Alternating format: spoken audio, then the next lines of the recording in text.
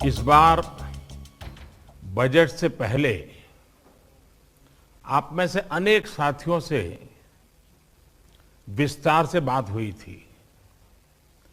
इस बजट ने भारत को फिर से हाई ग्रोथ ट्रेजेक्टरी पर ले जाने के लिए स्पष्ट रोडमैप सामने रखा है।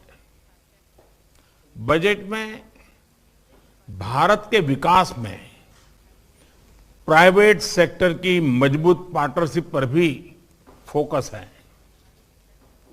बजट में पब्लिक प्राइवेट भागीदारी के स्कोप और टारगेट्स को क्लैरिटी के साथ सामने रखा गया है।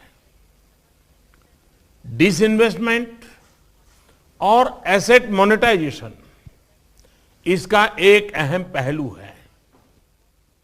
साथियों, जब देश में पब्लिक सेक्टर एंटरप्राइज शुरू किए गए थे तो समय अलग था और देश की जरूरतें भी अलग थी। जो नीति 50-60 साल पहले के लिए सही थी, उसमें सुधार की गुंजाइश हमेशा रहती है। आज जब हम ये रिफॉर्म्स कर रहे हैं तो हमारा सबसे बड़ा लक्ष्य यही है कि पब्लिक मनी का सही उपयोग हो। कई ऐसे पब्लिक सेक्टर एंटरप्राइज हैं जो लॉस मेकिंग है। इनमें से कई को टैक्स पेयर्स के मनी द्वारा सपोर्ट करना पड़ता है। एक प्रकार से जो गरीब के हक का है, एस्पिरेशन से भरे युवाओं के हक का है, उन पैसों को इन एंटरप्राइज के कामों में लगाना पड़ता है और इस कारण अर्थव्यवस्था पर भी बहुत प्रकार का बोझ पड़ता है। पब्लिक सेक्टर एंटरप्राइज को सिर्फ इसलिए ही नहीं चलाते रहना चाहिए क्योंकि वो इतने वर्षों से चल रहे हैं, किसी के पेट प्रोजेक्ट रहे हैं। पब्लिक सेक्टर एंटरप्राइज किसी विशेष सेक्टर की जरूरत को पूरा कर रहे हो, किसी स्ट्रैटेजिक इंपॉर्टेंस से जुड़े हो तो मैं बात समझ सकता हूं और उसकी आवश्यकता भी समझ सकता हूं।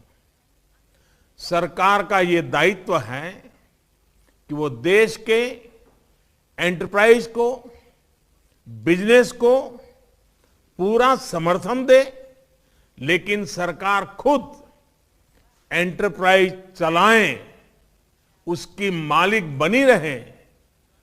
आज के युग में न ये आवश्यक है न ये संभव रहा है।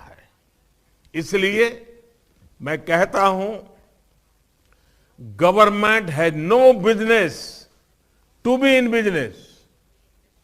सरकार का फोकस लोगों के वेलफेयर और विकास से जुड़ी परियोजनाओं पर ही रहना चाहिए। परियोजनाओं पर ही रहना चाहिए। ज्यादा से ज्यादा सरकार का शक्ति, संसाधन, सामर्थ्य कल्याण काम के लिए लगने चाहिए। वहीं सरकार जब बिजनेस करने लगती है तो बहुत तरीके से नुकसान भी होता है। निर्णय प्रक्रिया में सरकार के सामने कई बंधन होते हैं।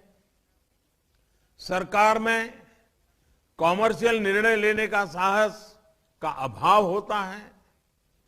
हर एक को भांति भांति के आरोप और कोर्ट कचहरी का भी डर रहता है और इस कारण एक सोच रहती है कि जो चल रहा है उसे चलने दो, मेरा तो दायित्व बहुत लिमिटेड टाइम का है, मेरे बाद जो आएगा वो देखेगा। इसलिए ये फैसला लेता ही नहीं है, जो ऐसा चलता है चलने देता है।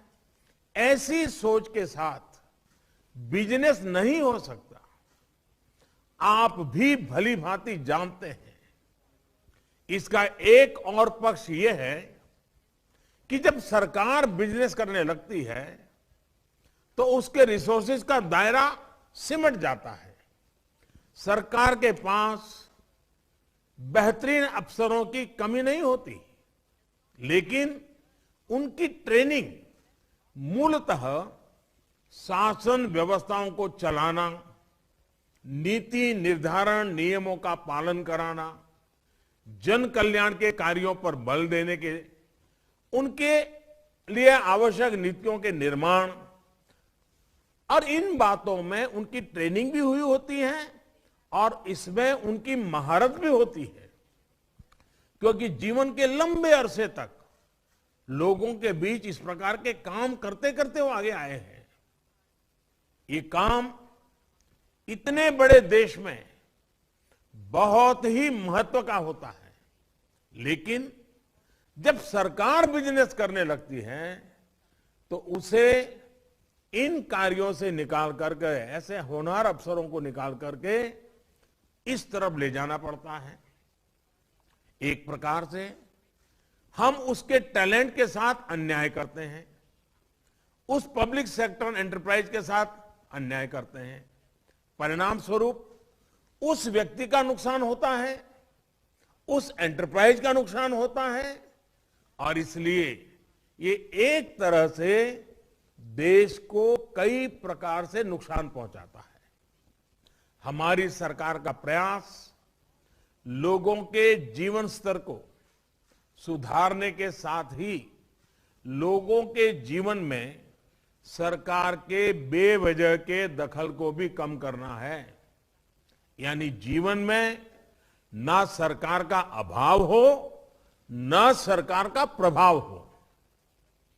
साथियों, आज देश में सरकार के नियंत्रण में बहुत सारे अंडर यूटिलाइज और अनयूटिलाइज एसेट्स हैं। इसी सोच के साथ हमने नेशनल एसेट मोनेटाइजेशन पाइपलाइन की घोषणा की है। ऑयल हो, गैस, पोर्ट, एयरपोर्ट, पावर, ऐसे करीब 100 एसेट्स को मोनेटाइज करने का लक्ष्य हमने रखा है। इनमें 2.5 ट्रिलियन रुपए के इन्वेस्टमेंट के अवसर मिलने का अनुमान है, और मैं ये भी कहूंगा कि ये प्रक्रिया आगे भी जारी रहेगी। सरकार जिस मंत्र को लेकर आगे बढ़ रही है वो है मॉनेटाइज और मॉडर्नाइज। जो निर्णय अब लिए गए हैं, जिस लक्ष्यों की तरफ देश बढ़ रहा है, उन लक्ष्यों की प्राप्ति पूरे प्राइवेट सेक्टर पर भरोसा और बढ़ाएगी। आइए हम सभी इन अवसरों का उपयोग करें, एक बेहतर दुनिया के लिए आत्मनिर्भर भारत के निर्माण में योगदान दें। और इतनी बड़ी तादाद में आज आप इस संवाद में शामिल हुए हैं, इसलिए मैं आपका हृदय से आभार व्यक्त करता हूं। आपके पास गहरा अनुभव है, देश और दुनिया का अनुभव है। आपके उत्तम सुझाव हम लोगों को इन चीजों को तेज गति से आगे बढ़ाने में बहुत मदद करेंगे। मेरा आपसे आग्रह रहेगा, बजट में जो बातें आ चुकी है, सरकार ने जो नीति निर्धारित की है, जिन बातों को मैंने आज उल्लेख करने का प्रयास किया है, मुझे आपकी भी मदद चाहिए तत्काल तेज गति से इंप्लीमेंट करने का रोड मैप बनाने में। मुझे विश्वास है कि आप सबका अनुभव, आपका ज्ञान, आपका सामर्थ्य भारत की इस आशा अपेक्षा दोनों मिलकर के एक नई दुनिया निर्माण करने की ताकत पैदा करते हैं। मैं फिर एक बार आप सबका स्वागत करता हूं, आपके सुझावों का इंतजार करता हूं। बहुत बहुत धन्यवाद।